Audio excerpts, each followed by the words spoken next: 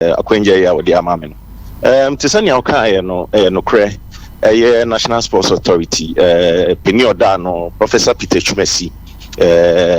ene COVID-19 en komotwetwe akoso se ankebe ya anka omomma yi quota no so kakra mfi 25 en kosro kakra ye tie ne se ye hwe na nsentimu a has ne koto has ne Olympics boy na ye hwe edomo na pese eba park no so nye dom ketwa na has ne kotoko nso ye different ball game altogether enti na ni papa ne hwe se bia anketimi ko be 40 and 50% a anke betimi aboa pa bio nso so no ye hwe revenue generated any the akeka ho na unse aban etimi generate ska ifi games of this nature unse ye ni GR4 na ye adwuma 17.5% of the total proceeds no eko VAT enti ye hwe say a game at say betimi admit funds are betimi generate revenue no commodity but in all these things no we are also being mindful of the fact COVID-19 no dawo enti the Ghana Health Services bekano yet bedi juma but we need just proposal ye bo mo punu mo hwe say bi anko betimi amaso kakra ama afenu nyina ye clubs home team no kra ndi onyaya anka be 80% because matches of this nature no once in a lifetime and sana bibisa beba enti kakra metimi aka ewo hono no abani obi bebisa se mo pese omupeja mu free 25 no e de kwa 30 35 40 and 50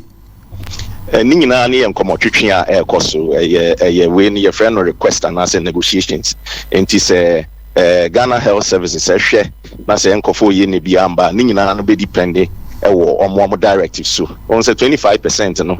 fi Ghana Health Services aban and mines are quota na ye dia ye adwuma for a period of time ye enti ye ntimi nka say 30 and 40 the omo beka no eno ne be adwuma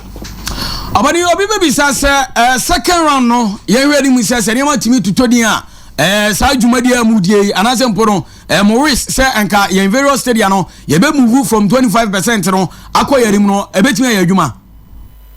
tisani ameka ni nyina ye negotiations ye request proposal ni nyina wo Ghana Health Services nsem so mo ka say okay ye hwe ni reason akosro ni nyina be fi omo ho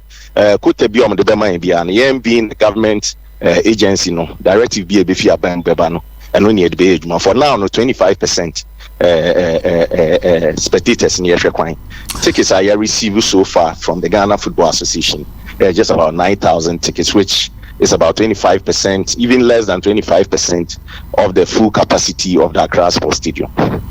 I was here for any opening kasi the other chance amofa anything komono and kasa edema the National Sports Authority. Mr. Charles, my maybe say and then you someone Ghana Football Association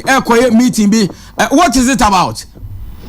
You mean say for every category A match, on say you can see you see in your category A, B, C matches involving Hearts of Oak and Kumasi Asante Kotoko category A. And the ye debia and say ye the friend of stakeholders meeting. Yet say Obibia Ojumedie Sunday ebe obi bio wodwumadi say ye medical say ye security say ye afternoon no 2 class no say ye NSA ye nyina no say representative ye present at that meeting now obia presenting na dwumadi a obedi say na be on that day no obi fufuro bi embon remu enka say me na me in charge of this. You have no call credit in your MTN account. Enti yegusuwa ye say yensa enso ebetimi aka oponikase ani din eri Mr. Charles amofabiem na ensem ba akum yermi ono yetimi abisa no na bibia enso no atimi akotote enso ewo ehonum enti Mr. Charles amofa kasa edema the National Sports Authority ena na egusu aye no atwetwe nkomo ahoma no enso atimi abona nti edan yari na yakwaba na yahwe nkomo no se ne ebesi akọ na emum no mamfa sra biem edi ono enko informa champion divine clinic me pacho champion se me kan cho se ekobani say infertility ene edu nyam say fibroid anase polum prostate cancer ebi ana kidney problem typhoid ulcer stroke anase hypertension diabetes ena atena oso acha babi odi anancha akoni nyina eye omadu sika ache eye akrala stop champion divine clinic bra nyenye running to never pomden entimi ensha se ensha na enfa esa sempon bu baby say ama me no answer no na free yare sabio uwo ska dan ma na yare a usika wanya ni nyina no enfa so bia eni sunturu do ani chemu o champion so ebebo ama bibia enso atimi akoye yenza kan Mr Charles amofabiem omane so mayenkwai na yere no eni nkomo Mr Charles no o ka se mi da homani board ani to adaro ma to asman